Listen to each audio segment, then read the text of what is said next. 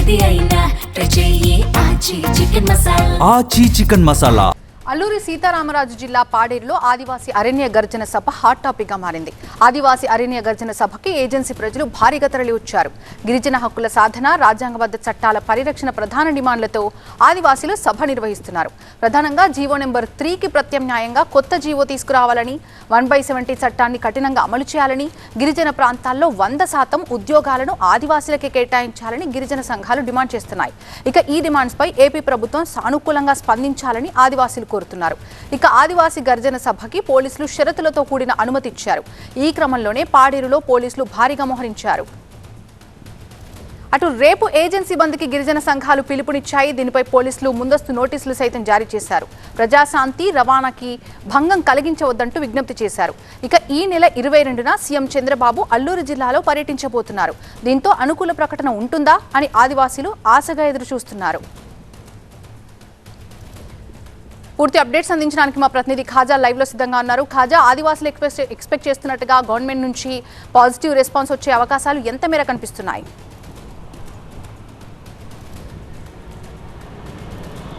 ఆదివాసీలు తమ హక్కులు, ఉద్యోగ కల్పన కోసం ఈ పోరాటాలు ఈనాటి కాదు దశాబ్దాల తరబడి ఈ పోరాటం అనేది కొనసాగుతుంది. ఇందులో భాగంగానే జీవో నెంబర్ 3 2020 సంవత్సరంలో ఇది జీవో నెంబర్ 3 అప్పటి ముఖ్యమంత్రి చంద్రబాబు నాయుడు తీసుకొచ్చారు. ఆ తర్వాత ఆ ఉద్యోగాలు అంటే ఏజెన్సీ ప్రాంతంలో ఉపాధ్యాయ ఉద్యోగాలు 100% గిరిజనులకి కల్పించేలా ఆ జీవో నెంబర్ 3 అనేది కొనసాగుతూ వచ్చేది. అయితే 2026 నాటికి అది సుప్రీంకోర్టు ఆ జీవో నెంబర్ 3ని కొట్టివేసింది. అది సాధ్యం కాదా అన్న రీతిలో కొట్టివేయడంతో ఆ తర్వాత గిరిజనులు తమ ఉపాధి కల్పనపై తీవ్ర ప్రభావం పడబోతోందన్న ఆందోళన మొదలైంది. అప్పటి నుంచి ఈ ఆందోళన మరింత మొదలైంది. దీంతో ఈ జీవో నెంబర్ 3కి బదులుగా ప్రత్యామ్నాయ జీవోను తీసుకురావాలని ఆదివాసీలు డిమాండ్ చేస్తున్నారు. మరోవైపు 170 యాక్ట్ అంటే ఇది గిరిజన షెడ్యూల్ ప్రాంతంలో భూ బదలాయింపు నిరోధక చట్టం. ఇది అంటే దీన్ని సడలింపు సవరణలు చేసేందుకు కొన్ని ప్రయత్నాలు జరుగుతున్నాయి. గిరిజనేతలు కొంతమంది న్యాయస్థానాలను ఆశ్రయిస్తున్నారు. ఒకవేళ అది సడలింపు సవరణలు జరిగితే తమ ప్రాంతంలోని సహజ వనరుల దోపిడీ జరుగుతుంది, తమ భూమిపై తమకు హక్కు ఉండబోదని మరోవైపు ఈ ఆందోళన కూడా మొదలైంది. ఈ నేపథ్యంలోని ఒకవైపు జీవో నెంబర్ 3 ప్రత్యామ్నాయ జీవో, దీంతోపాటు 170 యాక్ట్ పటిష్టంగా అమలు చేయాలి, ఏజెన్సీ ప్రాంతంలో 100% ఉద్యోగాలు గిరిజనకే కేటాయించాలన్న డిమాండ్తో గత కొంతకాలంగా ఆందోళన కొనసాగుతున్నాయి. అయితే గత ఎన్నికల్లో కూడా ఆయా పార్టీలు ఇదే అంశంపై గిరిజనులకు పూర్తి స్థాయిలో న్యాయం చేస్తామనే భరోసా ఇచ్చాయి. ఈ నేపథ్యంలోనే అధికారంలోకి వచ్చిన తర్వాత తమ న్యాయపరమైన సమస్యలు తీర్చాలని వీరు ఆందోళన కొనసాగిస్తున్నారు. అయితే గత నెలలో ప్రత్యేకంగా సీఎం చంద్రబాబు నాయుడు కూడా ఈ అంశంపై స్పందించారు. తాము జీవో నెంబర్ 3కి వ్యతిరేకం కాదు, గిరిజనులకు పూర్తి స్థాయిలో న్యాయం చేస్తాం, చట్టపరంగా ఎటువంటి సమస్యలు లేకుండా అవసరమైన చట్టాన్ని తీసే విధంగా ప్రభుత్వం నిర్ణయం తీసుకోబోతోందన్న సంకేతాలు ఇచ్చారు. దీంతోపాటు గిరిజన శాఖ మంత్రి గుమ్మడి సంజయ్ కూడా ప్రత్యేకంగా గిరిజన సంఘాలతో సమావేశంలో ఇదే విషయాన్ని ప్రస్తావిస్తూ వచ్చారు. అయితే గత నెలలో కూడా 17వ తేదీన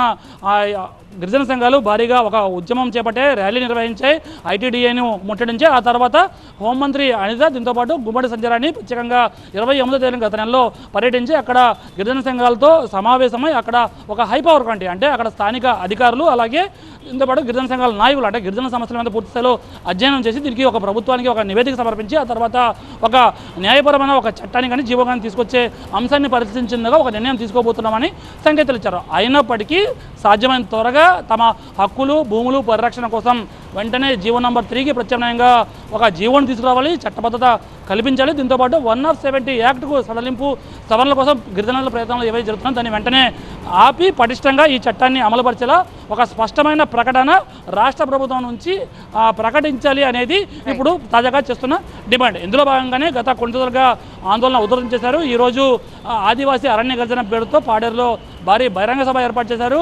ఏజెన్సీలోని 11 మండలాల నుంచి భారీగా గిరిజనులు వచ్చారు.